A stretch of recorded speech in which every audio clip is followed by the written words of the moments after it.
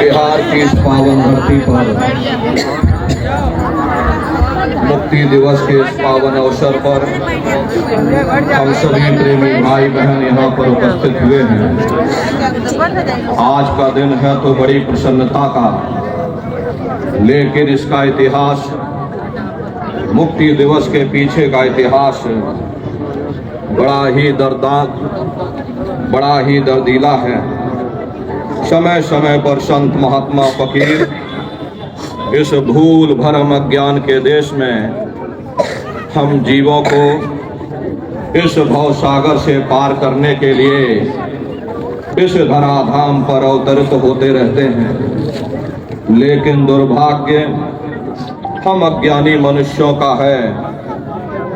हम अज्ञानी मनुष्य ऐसे ही संतों महात्माओं का विरोध करते हैं जो कि हमारे हित की बात करते हैं। लगभग संतों का इतिहास रहा करीब करीब 700 वर्ष पुराना है।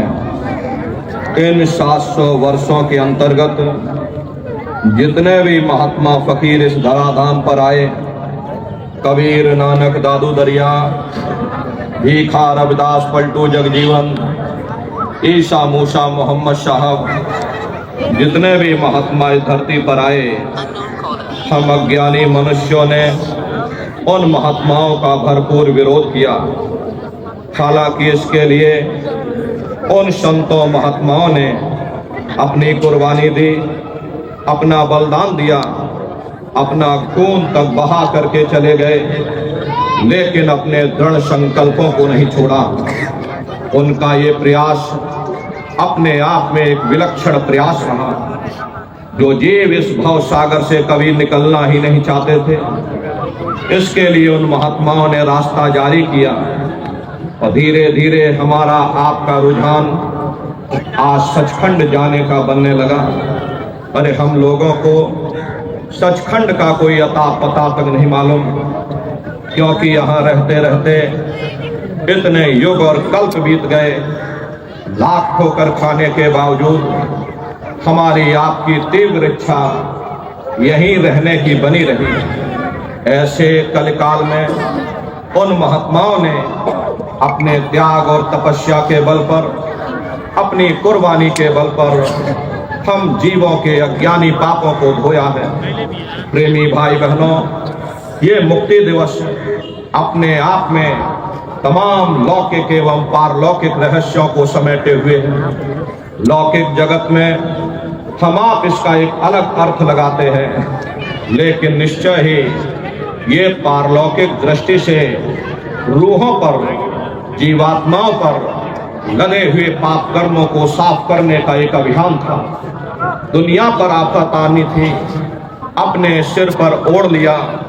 अरे महात्माओं के साथ में कोई मामूली सी घटना घट जाए, उसका अपने आप में बड़ा ही राज और रहस्य होता है।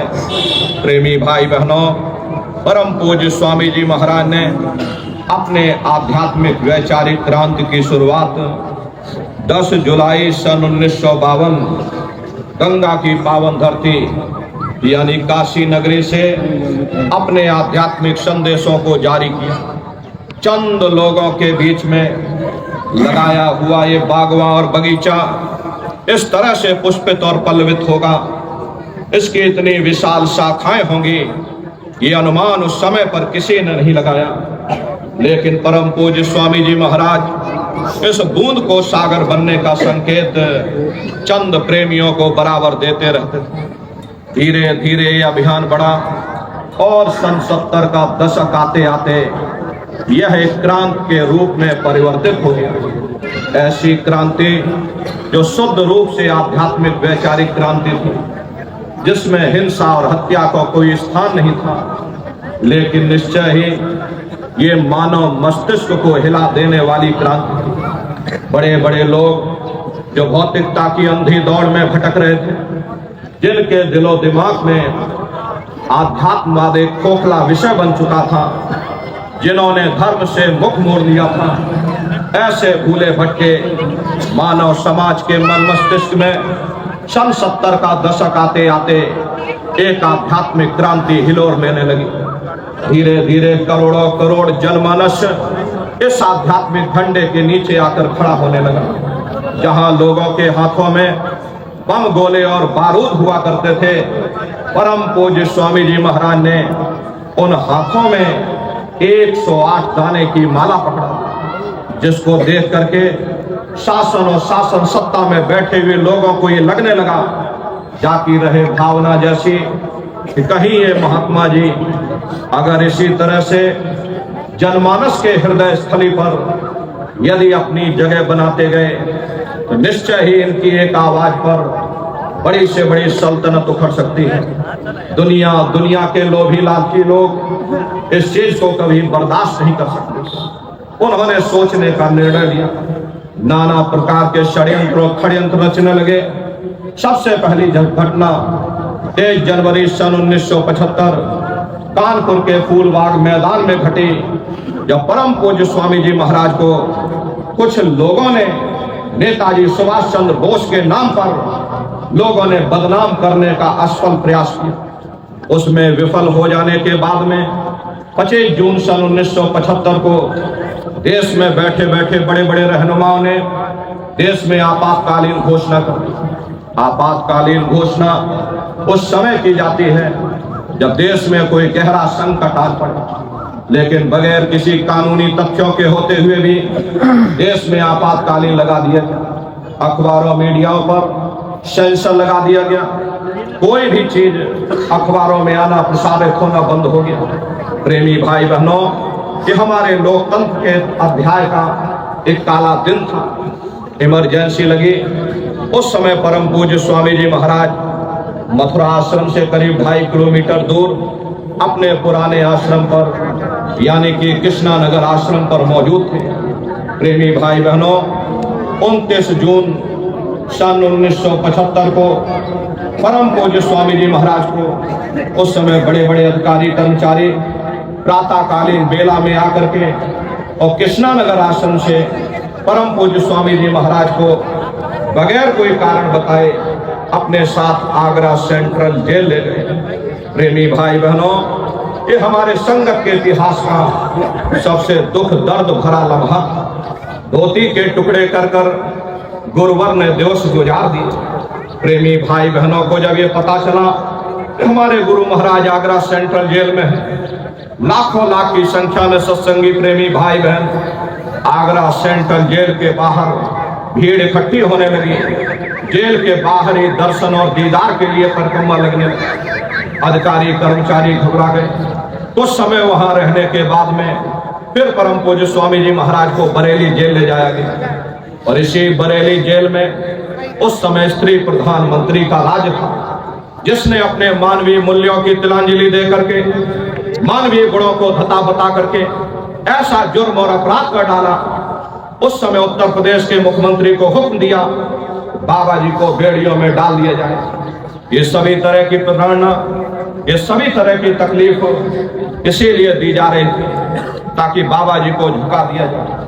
लेकिन नर नारियों, सत्य कभी तलवार से नहीं होता। प्रेमियों ने इसके लिए कुर्बानी दी। परम पूज्य स्वामी जी महाराज बेड़ियों में वहां रहे। जब प्रेमियों को इस बात का पता चला, बरेली जेल के बाहर जमावड़ा इकट्ठा होने लगा, तो अधिकारी और कर्मचारी घबरा करके परम पूज्य स्वामी जी महाराज को बेंगलोर जेल ले गए और बेंगलोर जेल कुछ समय रहने के बाद में फिर गुरु महाराज को दिल्ली के तिहाड़ जेल में लाया गया और इसी तिहाड़ जेल में तरह तरह का प्रलोभन का दौर वहां पर शुरू हो गया। प्रधानमंत्री के इशारे पर बड़े बड़े अधिकारी कर्मचारी बाबा जी से मिलने आए। तरह तरह का लालच और प्रलोभन का दौर शुरू हो गया, क्योंकि उनको ये लगने लगा था कि आपातकाल भारत में ज्यादा समय तक नहीं लगाया जा सकता। निश्चय ही चुनाव होंगे और बगैर बाबा जी के समर्थन के हम चुनाव जीत नहीं सकते। इसीलिए तरह तरह का प्रलोभन का दौर शुरू हुआ। हम आपको हेलीकॉप्टर दे देंगे, हम आपको आपकी जमीनें वापस कर देंगे। उस समय हमारे आश्रम की जमीनें यूपीएसआईडीसी को पट्टा काटने के लिए दिए। जितने भी गुरु महाराज की गौवें थी बूचड़ खाने में कटने के लिए दे दी गई। आतंक बहुत मचाया, लेकिन उनको ये लगने लगा था कि बगैर बाबा जी के समर्थन के हम चुनाव जीत नहीं सकते। तरह तरह का प्रलोभन का दौर हुआ, लेकिन परम पूज्य स्वामी जी महाराज ने दो टूक जवाब दे दिया, क्या बच्चा, मुझे कोई माई का लाल खरीद नहीं सकता। गुरु महाराज ने उसी समय कह दिया, ये सितारा डूबेगा। प्रेमी भाई बहनों, जो महात्माओं को सताते हैं, ऐसे कुल खानदान में कोई पानी देने वाला तक नहीं बचता। रावण ने साधु संतों का अपमान किया, रहा न कुल कोई रोवन धारा। प्रेमी भाई बहनों, गुरु महाराज ने उसी समय कह दिया, ये सितारा डूबेगा। वो बात सबके सामने आई। पूरे भारत में फिर से चुनाव हुए और उस पार्टी का सफाया हो गया। ये वोटों का कमाल नहीं है, ये उस महाप्रभु की लीला है। न जाने कितने प्रेमी भाई बहनों की आंखों में आंसू थे, लहू भी निकला, लेकिन प्रेमी भाई बहनों, अपने गुरु की शान में, अपने गुरु के शान में प्रेमी भाई बहन जेल चले गए। कितनी माताओं बहनों ने अपने बच्चों को जेल में जन्म दिया, सीने पर चढ़ चढ़ के लाठियां खाई, लेकिन उफ तक नहीं मचाया। प्रेमी भाई बहनों, इस तरह से इस काली अध्याय का अंत हुआ। 23 मार्च सन 1977 की वह शुभ बेला आई जब परम पूज्य स्वामी जी महाराज को दिल्ली के तिहाड़ जेल से निकलने का आदेश हुआ। रिहाई का आदेश प्रातःकालीन बेला में हो गया, लेकिन कुछ कानूनी औपचारिकताएं पूरी करते करते प्रेमी भाई बहनों को दर्शन 3 बजे मिले। लाखों लाख की संख्या में सत्संगी प्रेमी भाई बहन अपने सतगुरु के दीदार के लिए दिल्ली तिहाड़ जेल के सामने खड़े रहे। किसी को अन्न जल तक नहीं भाया कि कब अपने सतगुरु का दर्शन हो जाए, कब अपने मालिक का दर्शन हो जाए। इसीलिए 3 बजे तक व्रत रखा जाता है। आप लोग भी व्रत रखिएगा। है न नारियों, ये हम प्रेमी भाई बहनों का, हमारे गुरु महाराज का बहुत बड़ा इतिहास है। आज जहां भी सत्संगी प्रेमी भाई बहन देश के कोने कोने में होंगे, अपने अपने घरों पर, अपने अपने झोपड़ियों पर, अपने अपने खपरेलों पर ये धर्म ध्वजा लहरा रहे हैं। प्रेमी भाई बहनों, ये एक महापर्व है, एक ऐसा पर्व है जिसको इतिहास सदैव नमन करेगा। जब तक सूरज चांद सितारे रहेंगे, इतिहास परम पूज्य स्वामी जी महाराज की उन कुर्बानी को, उन बलिदान को याद करता रहेगा। प्रेमी भाई बहनों, मुक्ति दिवस के अवसर पर गुरु महाराज के इस दरबार में हम सभी प्रेमी भाई बहन इस धराधाम पर अवतरित हुए हैं। प्रेमी भाई बहनों, आज हम लोगों को ये संकल्प लेना चाहिए, हम लोगों को ये प्रण लेना चाहिए, मुक्ति दिवस के अवसर पर गुरु महाराज के संदेशों को हम लोग जन जन के बीच में पहुंचाते रहेंगे। परम पूज्य स्वामी जी महाराज ने 116 वर्ष की आयु तक अथक मेहनत और परिश्रम किया, अपने संदेशों को जन जन के बीच में पहुंचाया है। हम प्रेमी भाई बहनों को गुरु महाराज ने तैयार किया। अरे हम सभी लोग अपने गुरु के जलाए हुए चिराग हैं। अगर एक एक चिराग एक एक गांव में पहुंच जाएगा, ये पूरा गांव प्रकाशवान हो जाएगा, ये पूरा समाज प्रकाशवान हो जाएगा। गुरु महाराज के संदेशों को, उनकी आवाज को जन जन के बीच में पहुंचाने की जिम्मेदारी हम सभी प्रेमी भाई बहनों की है। इसलिए हम प्रेमी भाई बहनों को मुक्ति दिवस के अवसर पर ये प्रण लेना चाहिए कि हम अपने मालिक के संदेशों को जन जन के बीच में पहुंचाते रहेंगे। एक एक गांव की जिम्मेदारी उठा करके गांव गांव में गुरु महाराज के वचनों को गाते रहेंगे। इन्हीं प्रण के प्रेमी भाई बहनों, यही प्रण आज हम प्रेमी भाई बहनों को लेना चाहिए। और प्रेमी भाई बहनों, सब लोग हाथ ऊपर उठा करके ये संकल्प लीजिए कि हम सभी प्रेमी भाई बहन अपने मालिक के संदेशों को जन जन के बीच में पहुंचाते रहेंगे। प्रेमी भाई बहनों, कि हम प्रेमियों का बहुत बड़ा इतिहास है। गुरु महाराज की कुर्बानी का, उनके बलिदान का ये इतिहास है। जब तक सूरज चांद सितारे रहेंगे, गुरु महाराज के प्रेमी भाई बहनों, इस बलिदान को सदैव ये इतिहास नमन करता रहेगा। बोलो जय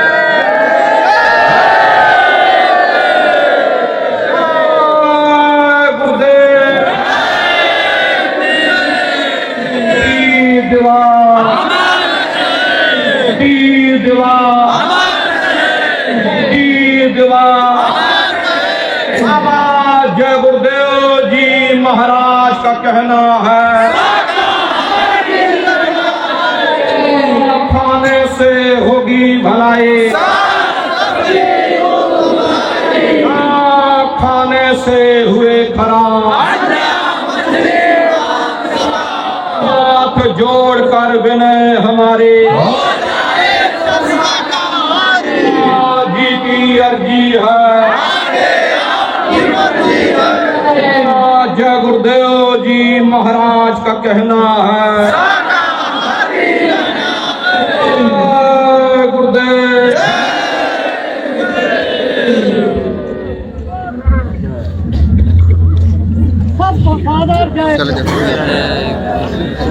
अब आप सब लोग अपने स्थान पर रहेंगे, संडे को आकर के प्रणाम करेंगे और प्रणाम करके बारी बारी से